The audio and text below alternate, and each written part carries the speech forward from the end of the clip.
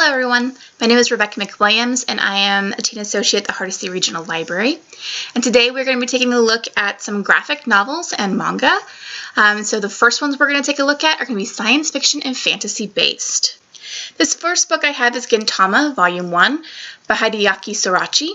Following an alien invasion of Japan, ex-samurai Sakata Gentoki does whatever necessary to make ends meet.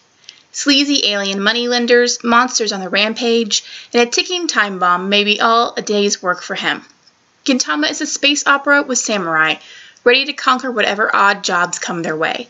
Fans of fantasy, weird aliens, and Japanese pop culture will enjoy this comedic cast of characters. Next, I have I Hate Fairyland, Volume 1, Madly Ever After by Scotty Young. This is the absurd tale of Gert, a 40-year-old woman stuck in a 6-year-old's body, who's been trapped in the magical world of Fairyland for nearly 30 years. Join her and her giant battle axe on a delightfully blood-soaked journey to see who will survive the girl who hates Fairyland. This is not your everyday bedtime story, especially not for children, as Gert spends most of her time killing anything that gets in her way, leading to some hilarious fights and some witty banter. One of my favorite parts about I Hate Fairyland is the artwork. Full of bright colors and thick black lines, the world is as whimsical as it is grotesque.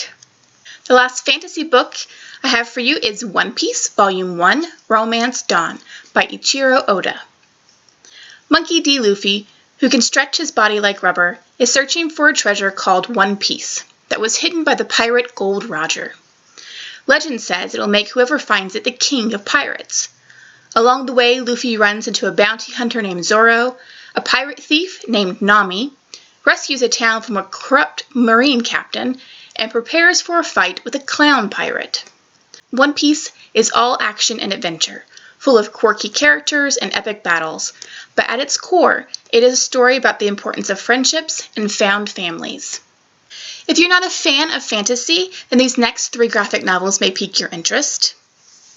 The first is I Am Alfonso Jones by Tony Medina. The ghost of 15-year-old Alfonso Jones travels in a New York subway car full of the living and the dead, watching his family and friends fight for justice after he is killed by an off-duty police officer while buying a suit in a midtown department store. This book focuses on social justice and reform and is reminiscent of the current political and social issues today. Medina touches on the issues of discrimination by the public, as well as the manipulation of the media and social system that goes back decades for people of minorities. If you are interested in learning more about the history of American racial discrimination, or you are a fan of The Hate You Give by Angie Thomas, then this is a perfect graphic novel for you to check out. Next is Alone Forever, the Singles Edition by Liz Prince. Alone Forever explores the joys of flying solo, free to focus on what really matters: comics, punk rock, and cute boys with beards.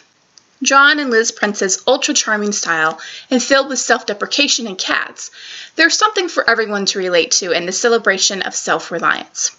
This is perfect for fans of Sarah Scribbles or The Strange Planet comics by Nathan W. Pyle. Our last graphic novel is realistic fiction by Mariko Tamaki called This One Summer.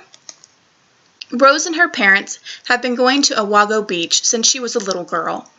It's her summer getaway, her refuge. Her friend Wendy is always there too, like the little sister she never had, completing her summer family. But this summer is different. Rose's mom and dad won't stop fighting, and Rose and Wendy have gotten tangled up in a tragedy in the making in the small town of Awago Beach.